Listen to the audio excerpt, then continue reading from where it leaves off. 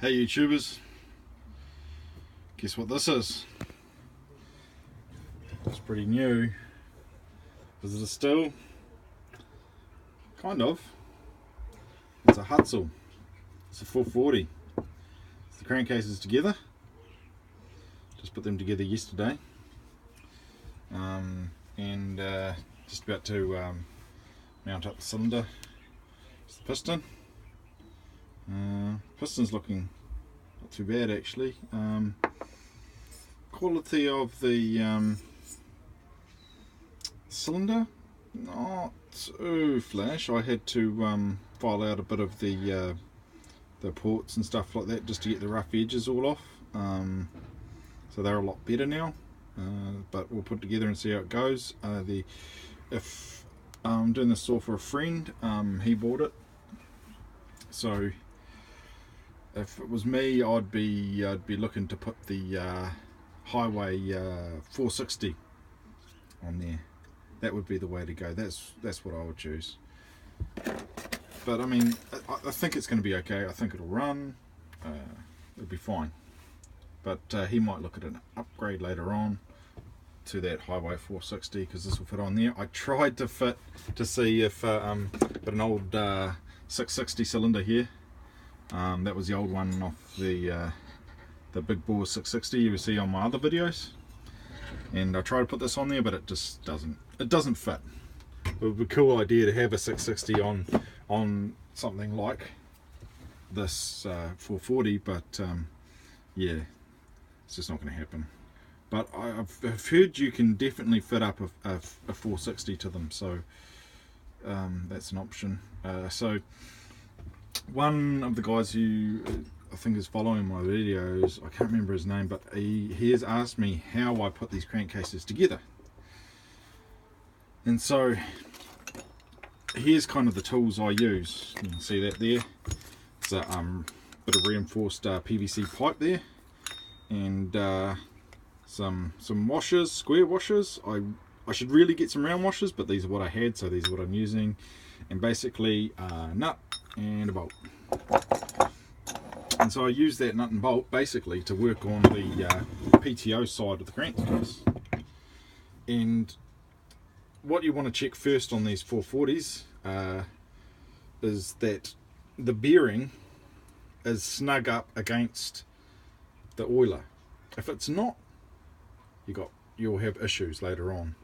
So I noticed the bearing was quite proud, so I pressed it back in, put the washers in there with the bolt from this side, and I pressed it back in using the washers just like a clamp basically.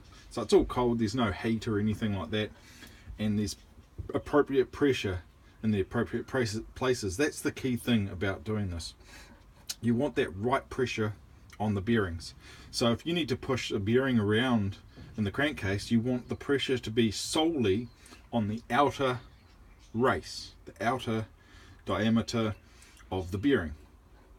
If you're trying to pull bearings through crankcases with the pressure in the middle of the bearing, you're going to have some serious problems, and you will probably destroy your bearings, which is not a good look. And then after that, I put the oiler in, and I pulled the bearing using as cushions. I used these MS250 bearings. I use the bearings as packers as well as the washers to pack everything out, so I'm not hitting any of the crank casing housing or anything. I'm putting any pressure on that.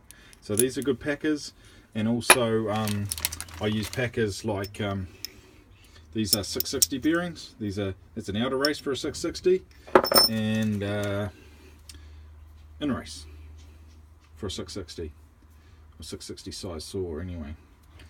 These did come out of the 660. So that's what I use as spacers and packers, and I just push bearings around with that nut, bolt, and those spacers. It's sort of fairly easy to do.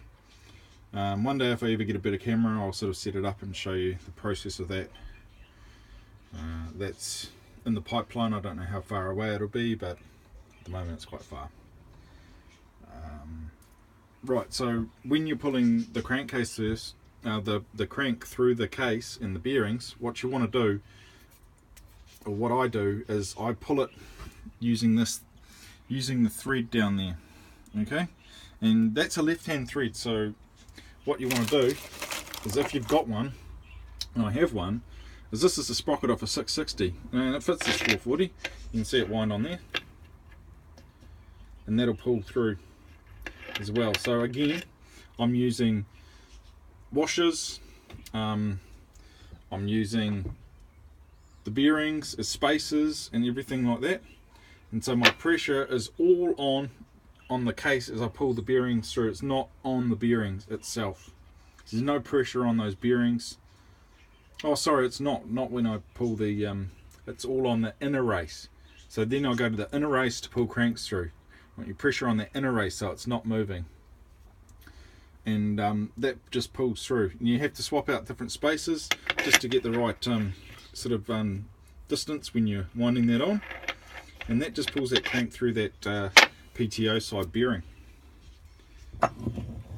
Once that bearing's pulled through, you want to apply your gasket goo. I like to use gasket goo. Some people just put the gasket just straight in. I want to be sure. I don't want ear leaks. I want to be sure. So apply the gasket goo, and then I put the actual gasket onto the flywheel side of the casing. Once that's on there, I put these 3 main screws in that you see down here. 1, 2, 3 in there, and also the screws that are down these holes as well too. I put them in, and with the locating dowels as well too, and I slowly pull through, just a little bit each time, pull the crank through that side of the crankcase. Now there's no pressure, there's no need for spacers or to watch out where your pressure is, because the bearing is fully supported by the inside of that case as it comes through. And so that's what I do. That's how I get the cases all together. Now whether it's wrong or right, I don't know. One, I'm not using heat, which I'm stoked about. I don't think using heat and cooling bearings and heating up cases is the right thing to do. I've watched too many videos on it, and like, it's dangerous for one, and the risk you have to damaging the cases with that kind of heat is just phenomenal. So that's not a good thing to do.